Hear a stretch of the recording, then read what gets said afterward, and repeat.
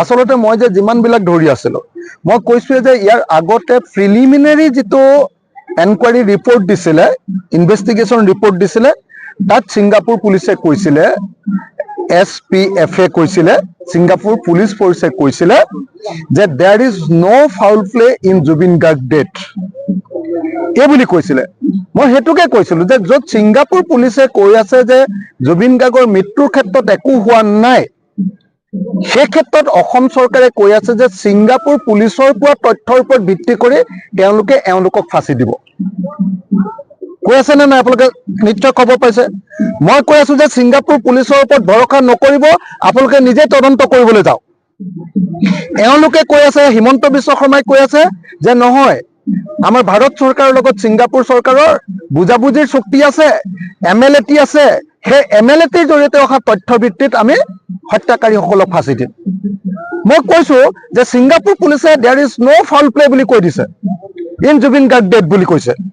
যদি ছিংগাপুৰ পুলিচে জুবিন গাৰ্গৰ মৃত্যুৰ ক্ষেত্ৰত কোনো ধৰণৰ অনিয়ম হোৱা নাই বুলি কৈছে, তেতিয়াহ'লে তেওঁলোকৰ ডকুমেণ্ট দি অভিযুক্তসকলক কেতিয়াও জেল দিব নোৱাৰে, ফাঁচি দিব নোৱাৰে।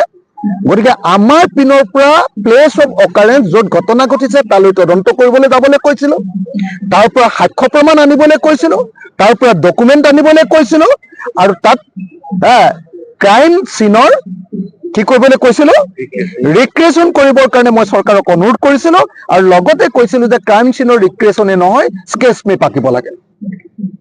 কিন্তু দুৰ্ভাগ্যজনকভাৱে অসম পুলিচে সেইবিলাক নকৰি শৰ্মা, মহন্ত আৰু গোস্বামী, শৰ্মা, মহন্ত, গোস্বামীক বচাবৰ কাৰণে হিমন্ত বিশ্ব শৰ্মাই এই নাটক ৰচনা কৰিছে, আৰু সেইকাৰণে শৰ্মা, গোস্বামী, মহন্তক বচাবৰ কাৰণে কৰা এই নাটকৰ বিৰুদ্ধে মই দৃঢ়তাৰে সৈতে স্থিতি লৈছো, আৰু তাৰ কাৰণে জেইল হয়, তাৰ কাৰণে ফাঁচি হয়, তাৰ কাৰণে মোক যাৱজ্জীৱন কাৰাদণ্ড দিয়ে, তাৰ কাৰণে মোক ৰাস্তাতে গুলিয়াই মাৰে, যি কৰে কৰিব পাৰে, কিন্তু মই কেতিয়াও মোৰ স্থিতিৰ পৰা আঁতৰি নাযাওঁ।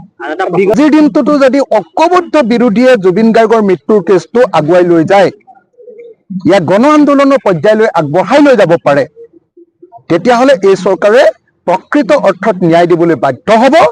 আৰু যিবিলাক মানুহে অলপ অলপ চেষ্টা কৰিছিলে ন্যায় দিবৰ কাৰণে, আন্দোলন গঢ়ি তুলিবলৈ বা মাত মাতিবলৈ চেষ্টা কৰিছিলে, কাৰোবাৰ ওপৰত NSA লগাই দিলে, কাৰোবাৰ ওপৰত বেলেগ বেলেগ গোচৰ লগাই দিলে, আৰু এতিয়া মোকো চেষ্টা কৰিছে, মই যিহেতু অকলশৰীয়াকৈ মাতিবলগীয়া হৈছে, আন কোনেও মতা নাই, গতিকে মোৰ ওপৰতো এটা ডমিনেট কৰিবৰ কাৰণে মোকো হেঁচা প্ৰয়োগ কৰি ভয় খুৱাবৰ কাৰণে চেষ্টা কৰিছে। কিন্তু হিমন্ত বিশ্ব শৰ্মাই নাজানেই যে মই কেতিয়াও ভয় নাখাওঁ, মই বেলেগ ধাতুৰে গঢ়িত এজন মানুহ বুলি তেওঁ চাগে বুজিয়ে পোৱা নাই। গতিকে তেওঁ মোক ভয় খুৱাব খুজিছে, আৰু মই ভয় নাখাওঁ। আৰু যেতিয়া মোৰ নিয়মটোৱে হ'ল, মোক যেতিয়া ভালকে ক'ব, মই খুব ঠাণ্ডা ভদ্ৰ হৈ কামটো কৰোঁ, আৰু যেতিয়া মোক দম দিব খোজে তেতিয়া মই আৰু পাগলা মূৰ্তি লওঁ, তেতিয়া আৰু মই দৃঢ়তাৰে, অধিক দৃঢ়তাৰে সৈতে কাম কৰোঁ, আৰু পৃথিৱীৰ কোনেও মোক আৰু কেতিয়াও ৰাখি থ'ব নোৱাৰে।